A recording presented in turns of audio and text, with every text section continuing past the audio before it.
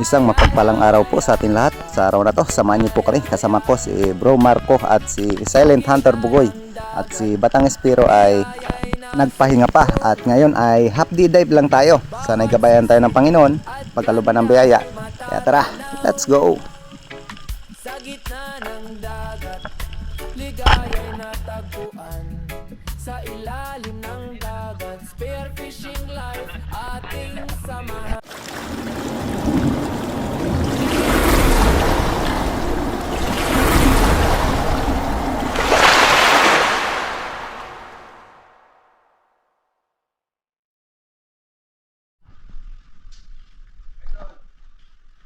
Sandaan. Bago pala.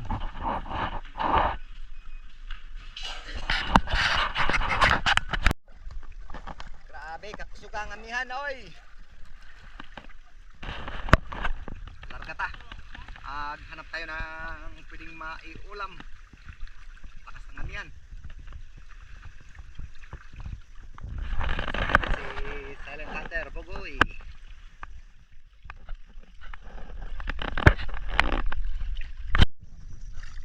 Happy dive lang. Anong oras na, bro? Mag-alas 2 na. Pwede na, pwede. Okay, let's go.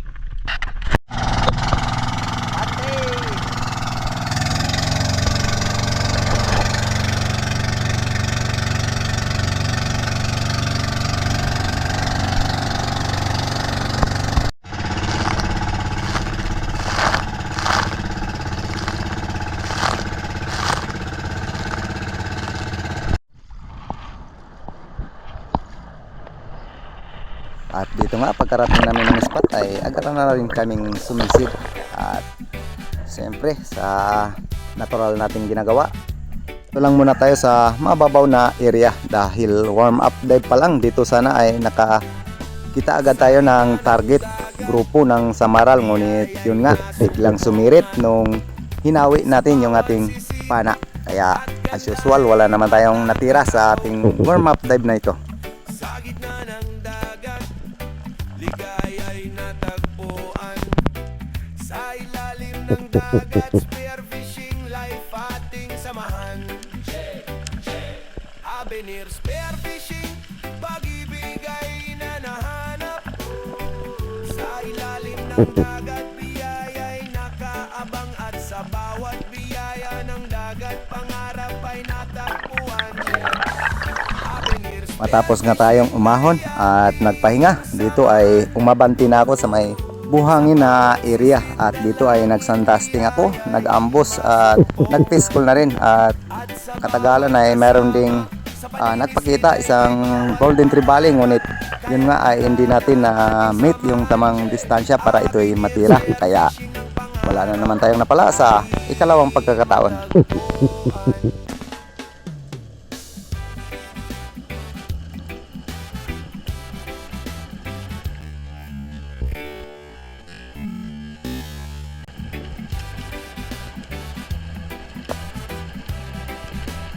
Medyo may kailapan yung isdang ito, kaya ayun, biglang sumirit. Kaya ahon na lang tayo.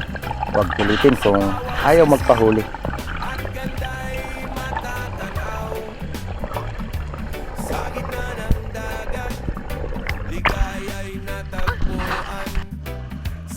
At dito sa panibagong pagsisid at pag-ambos natin ay nakita ko pa rin yung golden trevally kanina.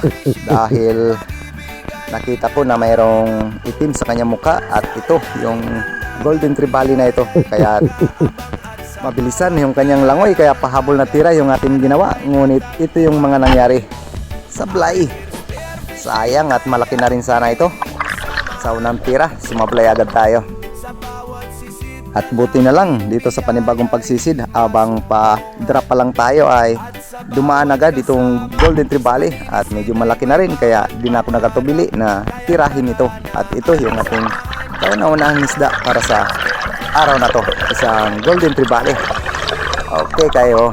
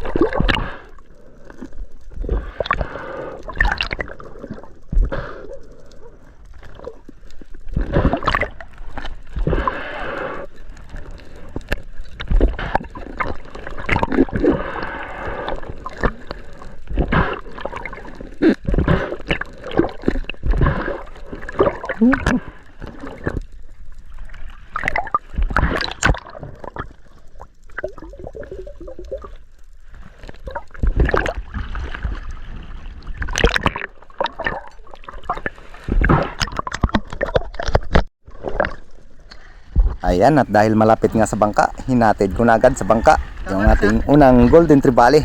At makalipas nito, ilang pagsisid pa yung ating ginawa. Ngunit wala na tayong ibang napansin na mga good size na isda.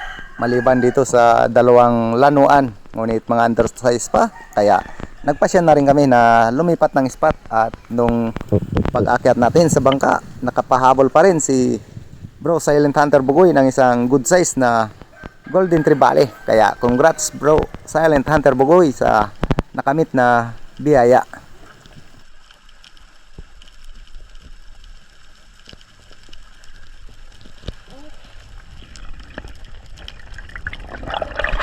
May kasama? May kasama?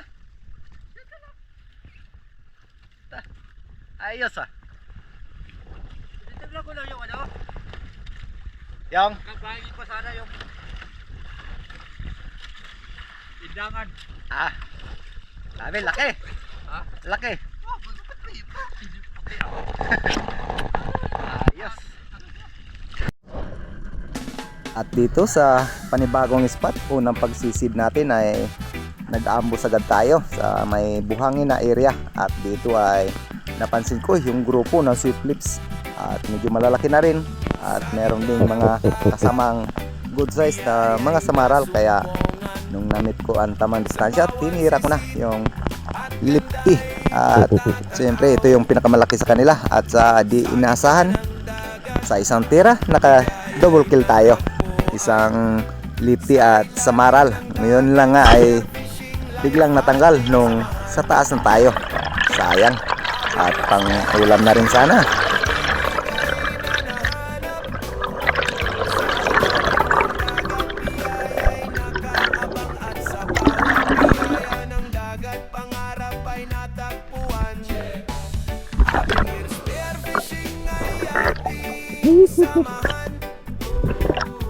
Sa bawat sisid dalangin biyaya'y masumpungan.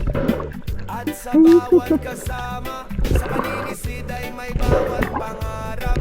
Kaya tara na ating samahan. Avenir spearfishing ng pangarap ay matagpuan.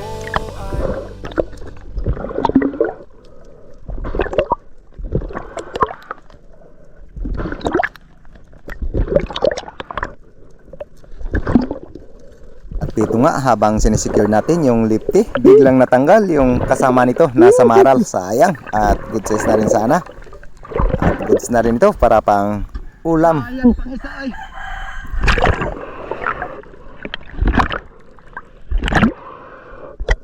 Tapos nga natin ma-secured yung ating huling lipty. At dito sa panibagong pagsisid, dito agad ang bumungad sa atin grupo ng golden trevally. At dito ay medyo nahirapan pa tayo dahil medyo maagos at medyo malikot yung isdang ito. Kaya nag-antay ako ng tamang pagkakataon para tuluyan itong makalabitan. At siyempre piliin agad natin yung pinakamalaki. At ito nga, yung isa ay mayroon pang nakakabit na kimi sa kanyang katawan. Kaya siguro mailap ang isdang ito. Buti na lang dito sa pangatlong pagkakataon na pag-ikot ay namit na natin ang tamang distansya. Kaya nung tiray natin sa pool, at yan, spine shot. Talagang maraming salamat po kay Sir Darius Pamadico Pistijo sa kanyang ipinagkaloob na carbon 130 invert. Talagang power kayo bro. Maraming salamat sa inyo at sa iyong pamilya. Talagang napakalaking tulong yung pinagkaloob na pana. At sa bawat kasama sa paninisid ay may bawat pangarap. Kaya tara na ating samahan. Avenir spearfishing ng pangarap ay matagpuan.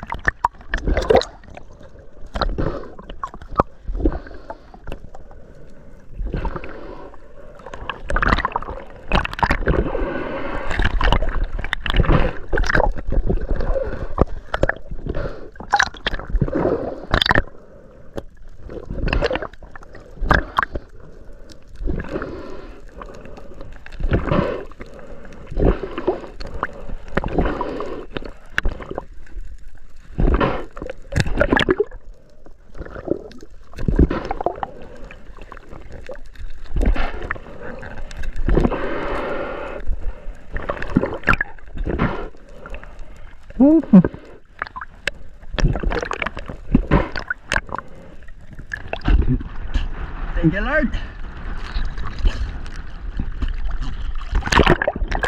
Matapos nga natin ma-secure yung ating ikalawang Golden Trevally at nagsagawa na naman tayo ng panibagong pagsisid. At dito ay nakasumpong pa rin tayo ng Golden Trevally, ngunit medyo mga undersize pa kaya nag-abang-abang pa tayo ng medyo malalaki-laki. Ayan oh. At medyo malilikot yung isdang ito. Ngunit sa katagalan ng ating pag-aabang ay wala tayong napala kaya ahon na lang tayo. Nag-abante ako sa unang area. Sa gitna ng dagat, ligaya'y natagpuan. Sa ilalim ng dagat, spearfishing life ating samahan. Avenir Spear At dito sa panibagong pagsisid, Golden Trevally sana yung biglang dumaan, ngunit medyo may kalakasan na yung agos sa panahong ito kaya ayan, medyo mabilis yung kanyang galaw kaya hindi na naman natin nakakalabitan. At dito ay tulayan pa rin ako nag-aambos, umikot pa siya ngunit medyo malayo na ang kanyang distansya. At sinubukan pa nga natin dito na mag-sandasting at mag-piscol, ngunit ayun, hindi na bumalik at medyo hapon na rin kaya nagpasya na rin kami na umuwi na dahil goods na rin yung blessing na pinagkalob sa atin sa araw na to dahil half day dive lang tayo. At sila Silent Hunter Bugoy at Palangga Marco ay meron ding natira na mga Golden Trevally kaya goods na at enough na para sa araw na to kaya uwi na. biyaya'y nasumpongan. Sa bawat sisid at ganda'y matatanaw. Sa gitna ng dagat, ligaya'y natagpuan. Sa ilalim ng dagat, spearfishing life ating samahan. Dami sana daw kasi maliliit ang iba. Ay, lakit ko to. Ah, Pagbaba ko kanina ito, oh, lakit. oh, grabe, paldaw.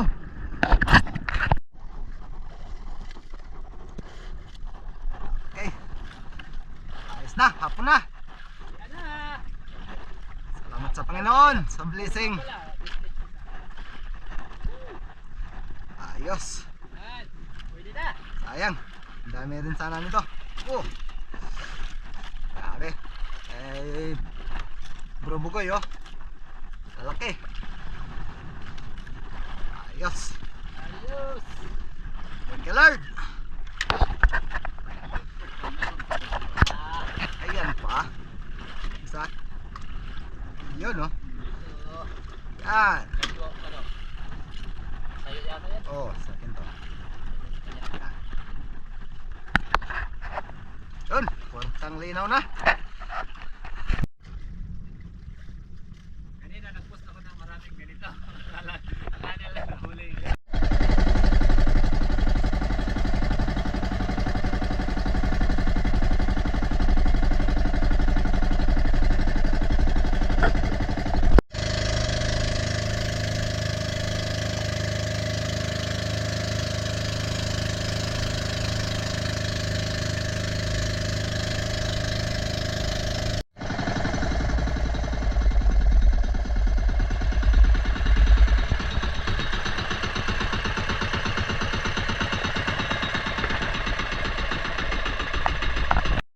Kain. Guys, so. Godlon. Good, Buti na lang. Nakadaan. Uy, sarap ah. With sili. Bawi. Ano din? Bawi ang bugnaw. Ang lamig. Yo, Joseph, ano bang huli mo dyan?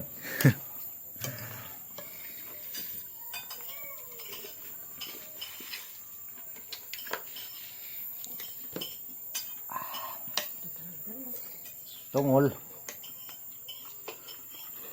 Ang baw.